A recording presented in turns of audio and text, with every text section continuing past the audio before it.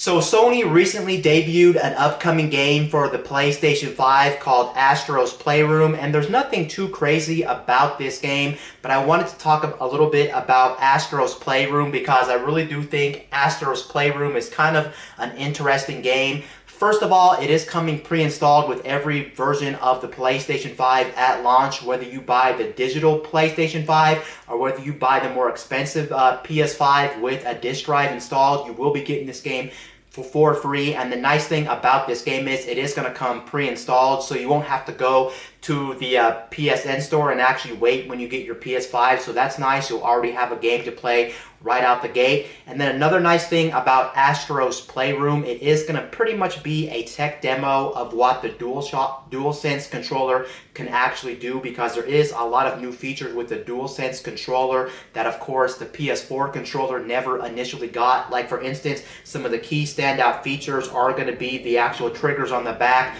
The triggers on the back do have haptic feedback, and the haptic feedback on the PlayStation 5 controllers are actually pretty cool. Apparently you can feel things like when your car's going through dirt, going through rain, going through snow, or for instance you may be able to feel the trigger when you pull it on a gun or on a bow and arrow, so that's actually very cool. And then one other feature the DualSense actually has, it does actually have the same technology behind the Nintendo Switch's Joy-Cons. It does actually have some type of HD rumble, where basically the rumble does have different vibrations in it. It's not just one static vibration. It does have different levels of vibration, which is supposed to make games feel more realistic. So I am actually pretty excited about this, and honestly I think it's a smart move from Sony to really demo what the DualSense controller could actually be in the future if it is utilized right. And that's pretty much why you're playing this game, so you can kind of feel the haptic feedback in the triggers, feel like the HD Rumble-esque motors inside of it, just pretty much take advantage of all the features that the DualSense has to offer, so you can get kind of a demo of this thing. It's kind of like what Nintendo did. If you look at Nintendo's history, they've done it with a couple of systems where they would package in a game, and that game really wasn't for entertainment purposes. It was more of just a tech demo of what the actual hardware was capable of. Like for instance, if you look back, dating back to the Wii, Nintendo did have Wii Sports, and while Wii Sports was an amazing game and a lot of people liked it and it was a good game, it was really there to show you how well the motion controls could be used on the Wiimote if you had a Wii. Same thing with the Wii U. They did include a game, or they did have a game called Nintendo Land, and Nintendo Land was the same concept. It was pretty much there to show you how you could utilize the gamepad of the Wii U, and it took full advantage of that. And then of course with the Nintendo Switch did have something similar. It did have 1-2 Switch. Granted, 1-2 Switch was just a mediocre game. It did try to show off all the functions of the Nintendo Switch Joy-Con. So it is pretty interesting that Sony isn't really trying to focus so much on graphics, more so than they're trying to really show off what this new controller has to offer. I think their big key push with the PS5 is going to be the tech that's going to be in the PS5's controller, but that does make sense because if you look at where gaming is headed, even though graphics keep getting better and better over the years, there's only so much you can do with better graphics, and there has to be some other type of way to really get people on board with your next-gen system. It's not like we're talking about 480p graphics versus 4K. We're talking about consoles already on the market like the PS4 Pro and the Xbox One X that can already output upwards of 1440p to 4K resolutions, and a lot of people aren't seeing really any benefits of better graphics. So what better way to actually entice the user to upgrade to the PS5 by actually showing off what this controller can do and showing them that there is potential in a controller, even though you are still controlling something through a TV screen, and even though the graphics aren't marginally better than like the PS4 and the Xbox Ones and the PCs that you currently have, controllers can go a long way, and that's pretty much what Sony is trying to do here. They're really trying to show you what a simple controller controlling a video game behind a television can do, and I am actually pretty excited for this controller because I think it is kind of cool that they are pretty much developing a controller that's not just a standard controller. They are taking all these different features into account, and a lot of games could actually utilize these fairly well, and I'm actually pretty excited about this. I'm going to be very curious to see how Sony actually handles things like the haptic triggers on the back, how the rumble works in the controller. Of course, it will depend on a lot of scenarios, more specifically on how developers actually develop for this controller, because a lot of times some developers don't develop their games with these kind of core features in mind. They don't care about the haptic triggers and they won't care about the rumble. It'll depend on each individual developer, kind of like the Nintendo Switch with the HD rumble. Some developers take more advantage of it than other developers, and some developers really don't know how to code for the HD rumble. So it is going to be very interesting to see how this thing actually performs in the long run. Now, the next story I have for you is about US video game spending. It looks like US video game spending hit a 10-year high in June of this year, and that's absolutely insane because a lot of people weren't expecting video games to sell this much, but it looks like a lot of people are spending a lot on video games, and I think there is a lot of different reasons to why video game sales are on the rise specifically. First off, we have to look at 2020 as a whole. And what is 2020? 2020 is the year of the pandemic, and the pandemic, I think, has a lot to play with US video game spending, or video game spending as a whole, because of course this pandemic is keeping people inside, and since this pandemic is keeping people inside, of course, that does mean that a lot of people inside, of course, are probably going to be more bored than usual since they are stuck inside. And what better way to spend your time inside is by buying new video games that you haven't played. So that does make sense. Of course, we also do have to look at what's out there currently on the market, and one of the big hitting games on the market that's kind of old at this point but still kind of relevant at the same time is the brand new Animal Crossing for the Nintendo Switch. And that game is just a perfect game. It's on a hybrid system where you can play it on a TV, play it on the go, or if you have the Switch Lite, you can take this thing around with you. On top of that, a lot of people are stuck indoors, so this is like a perfect game if you have like anxiety and you can't really talk to your friends or go visit your friends that often. Animal Crossing is just one of those relaxing games, and I think a lot of people are willing to give that game a chance since they've been stuck inside all too often. So I can see why that game has played a big role in why video game spending is on the high. I heard Animal Crossing is doing extremely well. Actually, if you look at the eShop right now on the Nintendo Switch, the eShop still has Animal Crossing at #1. So you can clearly see people are still buying Animal Crossing like hotcakes on the Nintendo Switch. And I think the pandemic has a lot to say about that game. But yeah, that's pretty much why I think video game spending is on the rise, just due to the fact that you look at everything that's going on. It kind of makes sense, and it's kind of a no-brainer. Would this been a similar situation if we lived in a normal world this year? Honestly, I'm not too sure about that. But there are some hard-hitting games that did come out this year. Not too many, but there are some hard-hitting games. Again, I already mentioned Animal Crossing, and Animal Crossing is no small beast. It is a very big game, and it is getting very popular, especially from the pandemic. And then you have to look at Final Fantasy VII. I know a lot of people were excited for the Final Fantasy VII remake. And then, of course, one game that did come out in June, which a lot of people were excited for, which is one of the bigger games out there, of course, is the fact that we did get The Last of Us 2. And I know so many people out there were waiting for The Last of Us 2 to come out. And once that game came out, a lot of people went crazy for that game. Of course, that was one game, unfortunately, that did get a lot of mixed receptions. I think more people were actually disappointed by The Last of Us 2 compared to a lot of people being happy about that game. I'm not really going to go into details here about why that is, but I think all that different stuff did play a role into why video games are on the rise. And it's still pretty crazy, even though a pandemic is going on. US video game spending hit a 10-year high in June. I mean 10-year high. Even with a pandemic going on, I personally would never thought that there would be a 10-year high in video game sales, just due to the fact that there are some pretty amazing games here, and there is a pandemic, but I didn't know that many people were going like absolutely like bonkers inside of their house where they needed to buy all this video game equipment, of course. So that is some pretty interesting news, to say the least. Next up, we do have a little news about Skype for iOS. If you have Skype on iOS, basically they're adding a new feature to Skype on iOS that'll let you hide messy rooms with a background blur. So basically, like for instance, right now, if I'm recording this video and you see my messy room behind me, fortunately they do have a blur that you can blur out the background so nobody can see your messy background. And I think that's actually a very nice feature to actually implement, because a lot of times you don't Skype for fun. A lot of times you have to make these calls for like business purposes, and since you have to make these calls for business purposes, a lot of times you really don't have a nice area to maybe do like a Skype call or do like a FaceTime call. So it is nice Skype is actually implementing this. I don't know how many other services out there on the market actually have this type of technology where you can blur the background if it is very messy. And honestly, I would be willing to try Skype again just for this feature alone, because there are a lot of times where I record or maybe I live stream or whatever the case may be,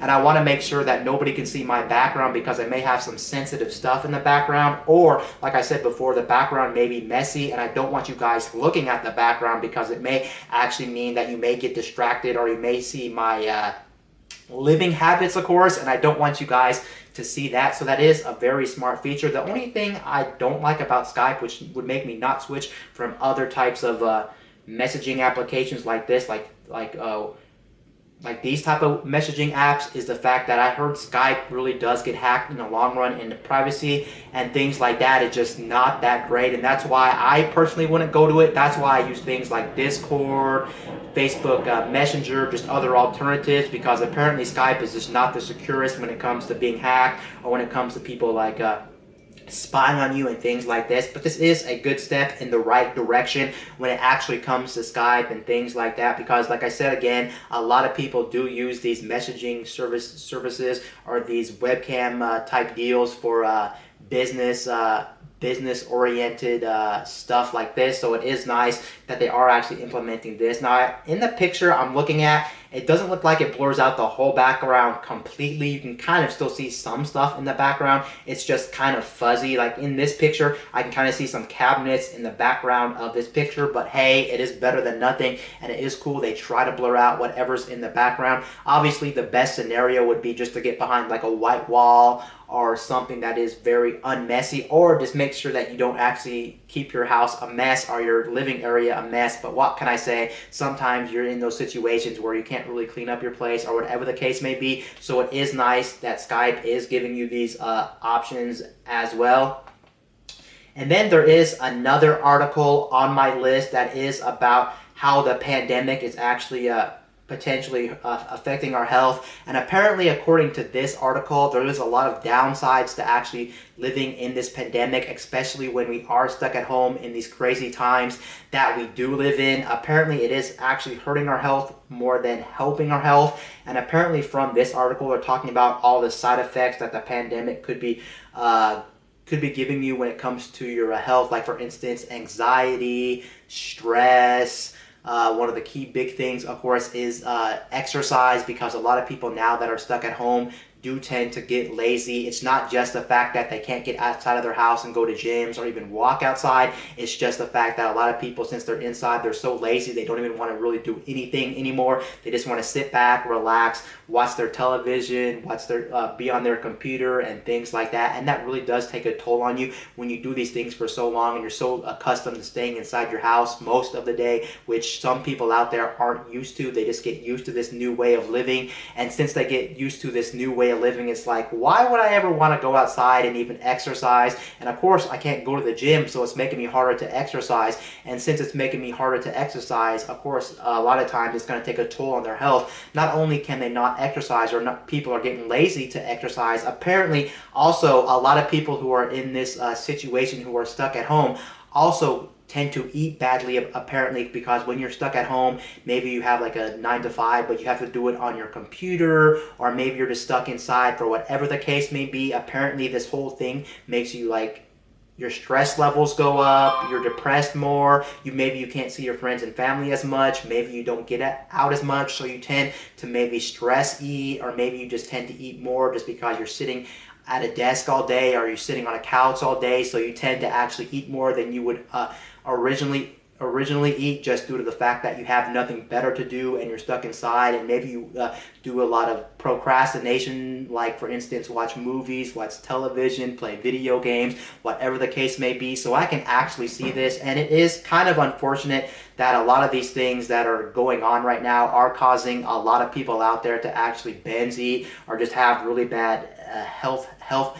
Basically, they don't have really good healthy habits when it actually comes to this, and I can actually see that actually being the case. That is kind of unfortunate, but I guess you're just going to have to adjust your living to this whole pandemic and kind of get out of that slouch that a lot of people are currently in when it actually comes to the pandemic and things like that. But I understand what they're saying, and it kind of does make sense. It's not really a coincidence. It's like when you have to change your way of living, it kind of affects your health in a lot of different ways. And this is not too surprising to me that apparently a lot of people are going kind of like bad due to the current pandemic and due to the current living situations that a lot of people are forced to live in now that this whole thing is going on. And it is a shame. It really does look like this pandemic is making everything bad, not just people getting sick, but your living situations are kind of changing for the worse, I would actually say. Now, the next one on my list is actually about Lenovo. It looks like Lenovo is actually going to have a new gaming smartphone, and the very unique thing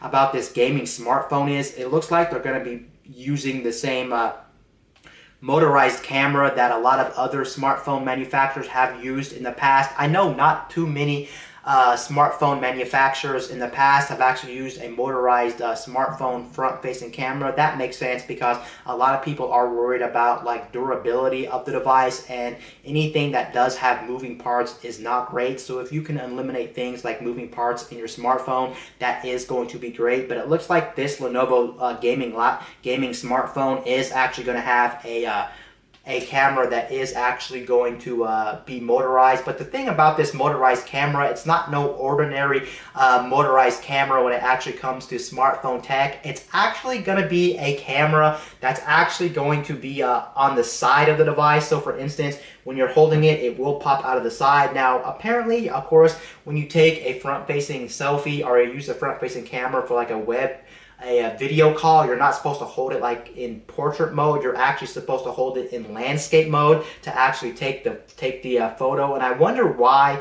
they actually implemented it this way, because I don't think there's been any other smartphone manufacturer who actually implemented a motorized camera to come out of the side instead of out of the front. So you will have to hold it in landscape mode for the most part. I know you could probably hold it in portrait mode if you really wanted to. Just make sure your hands don't cover up the part where the lens comes out. It's just a very odd design, and it's also interesting that they are deciding to use a motorized camera. Will it hurt smartphone sales of this camera, of this smartphone, excuse me? I do think it'll hurt smartphone sales. I do think it'll hurt smartphone sales of this smartphone just due to the fact that a lot of people aren't on board with things like motorized cameras.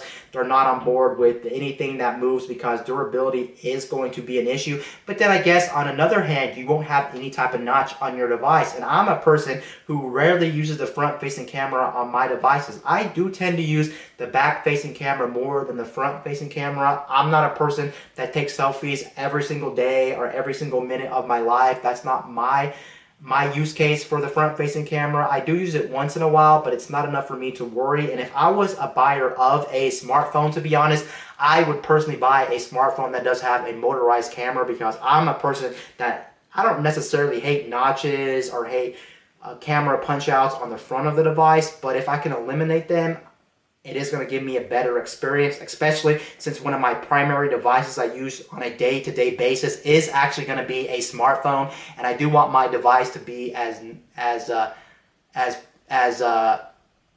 notchless or as holeless as possible. And if they can give me that experience, I would be happy. And honestly, these things probably still last as long as you're going to own the smartphone. I'm sure there's some worst cases where the motor could get jammed or could stop working, but I think if they test these things and they've already proven it, I don't think you'll have a big issue with these things. I will have to say the only downside to having a motorized camera, again, on your smartphone or any type of device, is the fact that you wouldn't be able to take pictures instantly. So like if you saw something and you wanted to take it and you're in a hurry and you had to take it, you would pretty much be out of luck, because there's still going to be some type of delay when the motor has to pop out of the body of the actual smartphone, and that could be kind of a bad scenario for some people that need to take something that's fast moving. So I guess all you can do is you'll have to prepare your shot beforehand, but sometimes there are those shots where you can't prepare something beforehand and you're pretty much out of luck. But yeah, it does look like a very interesting design,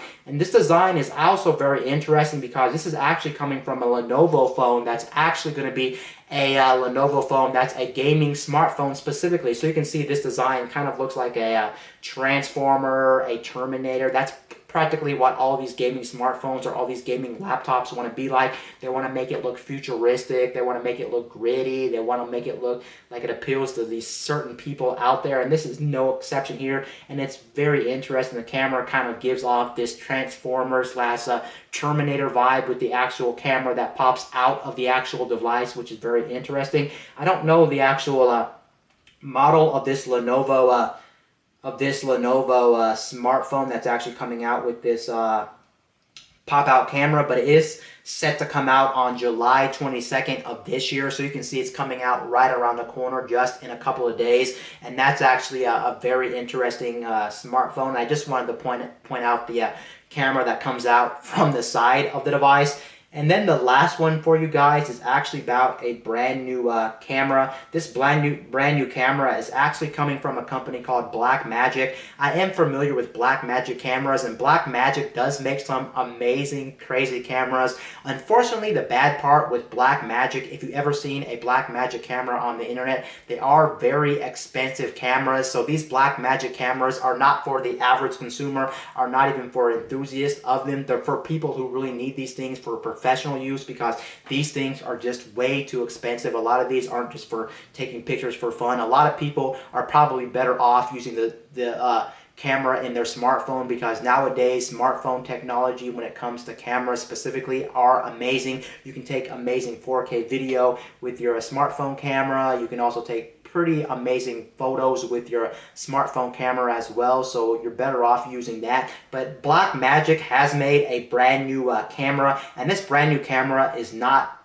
inexpensive at all. It's only for the cream of the crop, for the people who really use cameras as like a profession. And this camera is pretty much going to cost you 10 grand, so 10,000 US dollars. It is very expensive. To be specific though, it is $9,995. So that's why I said 10 grand, because after taxes you are already going to be paying pretty much a little over 10 grand for this thing, to be honest. But the crazy thing about this camera, it's not no ordinary camera. This thing is going to be shooting 12K video at 60 frames per second. You thought that Canon R5, I think, or Canon R6 that came out recently that shot 8K was a crazy camera? Nope. This thing is going to be shooting 12K, yep. And the problem with a lot of these cameras on the market that do shoot crazy video, like 8K video, 10K video, even some 4K video at like high frame rates, do have one thing in common.